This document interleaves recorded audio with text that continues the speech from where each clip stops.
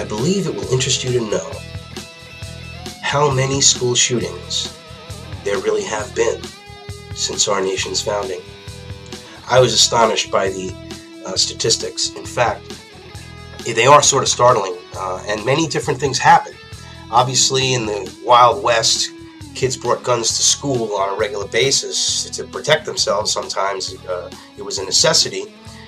The earliest school shootings go back to the 1800s, or actually 1760. There was a school shooting in Pontiac's Rebellion School Massacre, which occurred on July 26, 1764, where 4 Lenape American Indians slaughtered, shot, and killed schoolmaster Enoch Brown and 11 children in Greencastle, Pennsylvania. That was the earliest known school shooting in the United States. It was an Indian attack. In the 1850s, there were only 2 school shootings. One occurred November 2nd, 1853 in Louisville, Kentucky, where Matthew Ward brought a pistol, went to school, and killed the schoolmaster as revenge for what he thought was excessive punishment of his brother the day before. Interestingly enough, Ward was acquitted. He must have had money, and his father had a good lawyer. Anyhow, so they had those 2 in September 11th, 1859, November 2nd, 1853. The first one was July 26th, 1764. In the 1860s, there were quite a few. You had in 1867, in Knights Ferry, California, Mr. McGinnis was shot and killed by his daughter's teacher after McGinnis threatened the teacher for expelling his daughter. So that kind of stuff was going on, just like they have these school, the people at the soccer games and the football games, that the coaches getting crazy, knocking out, parents having fights with coaches over a game. I mean, this sort of behavior is unfortunately there, and people still did this. This is not new behavior. This is human behavior. In the 1870s, there were quite a few of these incidents. So you had 1871, June 23rd in LaRange, Indiana. Miss Anna Dwight was shot to death in front of her students by a rejected suitor. March 7th, 1873 in Salisbury, Maryland. So in 1870s, there were, as I said, 4 shootings. In the 1890s, there were quite a few. There was one on April 22nd, 1890, where the pupils of the Meridian School were at play, and Ben Coraby drew a revolver and shot Cora Bruback, age 10, seriously wounding her in the face. The reason for this assault was that the girl had informed the teacher of Ben's misconduct. Then we come into the early 1900s. In the early 1900s, from 1900 to 1909, there were over a dozen. And then, of course, on September 11th, 1909, getting back to that September 11th date, in Gravette, Arkansas, John Buttram, an unruly student at the Bear Hollow School, announced to his fellow students that school was canceled. The teacher, A.T. Kelly, insisted that the day's lesson was not over. Buttram then drew a knife on his teacher, so the teacher drew his gun and shot him. Can you imagine what would have happened if that occurred today? In 1910, a black-bearded maniac drew an automatic pistol and fired shots into a crowd of Harlem schoolboys. The kids were taunting him, so he shot into the crowd of children. Robert Lomas, age 6, was hit in the heart and died instantly. Arthur Shively, also 6, was shot through the left lung and critically wounded. I mean, this goes on everywhere. It was in New York City, in Iona, California, Lexington, Kentucky. On April 2nd, 1921, in Syracuse, New York, Professor Holmes Beckworth shot and killed Dean J. Herman Wharton in his office at Syracuse University before committing suicide. On February 15th, 1927, in Hempstead, New York, James O'Donnell, an 18-year-old senior at Hempstead High School, shot himself to death on the stage in the school's auditorium. A suicide note stated that O'Donnell killed himself to lessen the financial burden on his family. Wow, and it wasn't even the Depression yet. 1927. On May 18th, 1927, school treasurer Andrew Cohey, after killing his wife and destroying his house and farm, blew up the Bath Consolidated School by detonating dynamite in the basement of the school, killing 45 people, mostly children. He then pulled up to the school in his car and then set off a bomb, killing himself and 4 others. This remains the deadliest mass murder at a school in the United States history. In the 1960s, there was the famous Charles Whitman. That's the most credit in the 60s, or is the most publicity, I should say.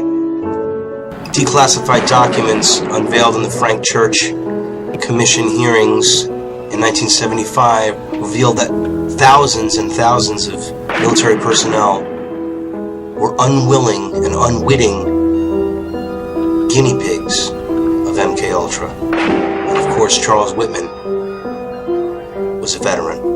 August 1st, 1966, Charles Whitman, age 25, climbed atop the observation deck at the University of Texas, Austin, and killed 17 people. He did leave a note stating that he thought there were problems with his mind and that they should examine his brain, which was examined, and the public release was that Charles Whitman had a brain tumor, most likely a microchip, but a brain tumor was what was reported.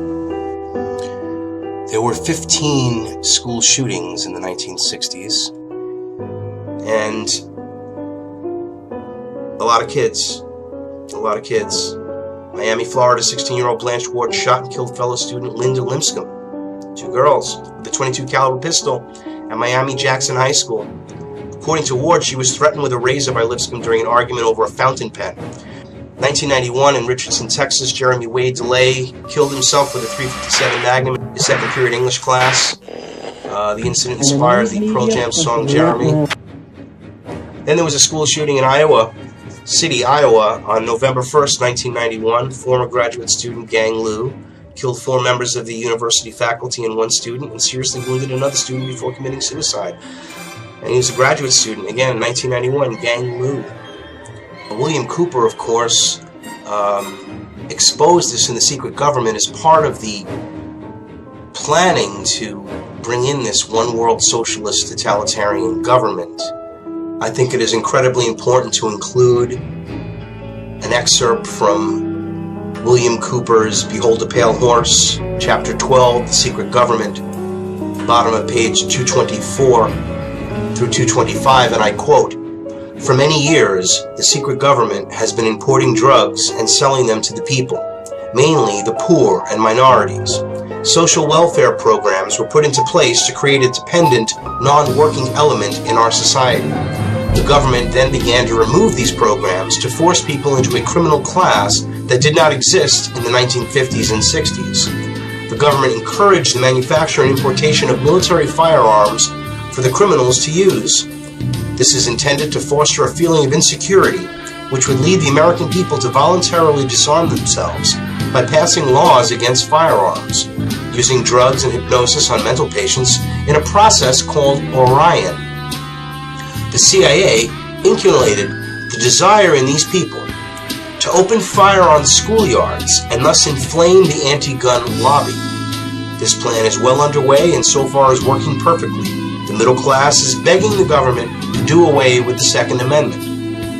William Cooper's note, "I have found that these events have indeed happened all over the country in every instance that I have investigated. The incident at the women's school in Canada, the shopping center incident in Canada, the Stockton, California massacre, and the murder of Rabbi Meir Kahane. The shooters were all ex-mental patients or were current mental patients who were all on the drug Prozac.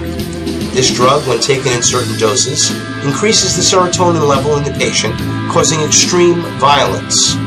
Couple that with post-hypnotic suggestion or control through an electronic brain implant. For reasons best known to themselves, they become overzealous where psychosurgery is concerned. You're really going to put wires in his brain? Now let's try the next one. Harry Benson is the first human being of his kind.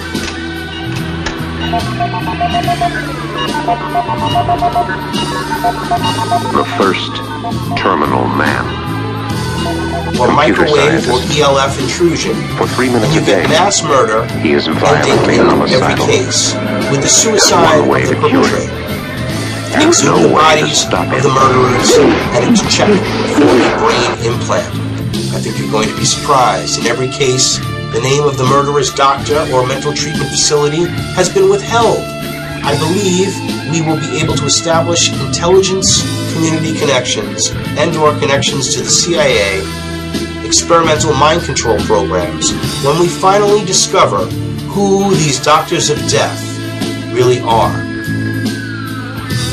Due to the wave of crime sweeping the nation, the media will convince the American people that a state of anarchy exists within the major cities. This is utter They are now lawlessness. building their case almost nightly on TV Well, they and talk daily and in the discuss, newspapers. the politicians talk and When discuss the public about opinion has been won X to this number idea, of they National intend to state Guardsmen and that a waiting to terrorist find out. group I don't know armed with a nuclear weapon This is a has war entered the zone. United States, And the ultimate, and that they and I'm plan not to detonate this strategic device general, in when one of you our come in here, you cities. got to bring in the troops. This is now being set up by the crisis in the Middle East. Iran has to stand down on its nuclear weapons program. And we have mobilized the international community in a way that is unprecedented. Gun control only affects honest, law-abiding citizens. Yet the people call for it due to this Machiavellian deception. Please put this all into perspective, ladies and gentlemen. In the 1990s, there were 34 school shootings in 10 years. In the 2000s, there were 40 school shootings in 10 years. Since 2010, there have already been 46 school shootings.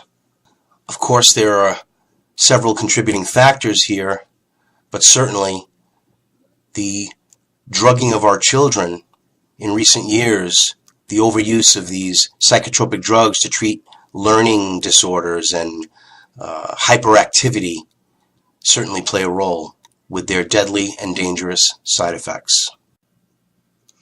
So what can we learn from this? How can we use the information of the past to forge a better future? I think not only are the pharmaceuticals to blame, violent, sadistic video games and movies are certainly part of the plot to twist and distort and disturb the minds of the youth and to trigger certain individuals to act out in school violence. As absurd as it may sound, the evidence is overwhelming. Despite any contradictions or any denials, mass media mind control, psychotropic drugs, psychiatric interventions are all part of this sinister conspiracy to socially control and engineer society into a compliant New World Order. Absentee parenting, children raised by the state via the schools, indoctrination programs, Common Core education, single-parent households, broken families, addiction, abuse, and neglect are all elements contributing to this horrific problem of school shootings. Social control and the pop culture of America, and the moving away from the family unit, and the moving away from God and morality. The century of the self, where you come first and everything else is second, where the golden rule is subjective.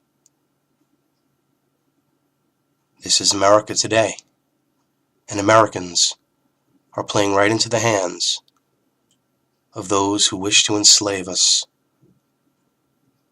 those who seek a new world order.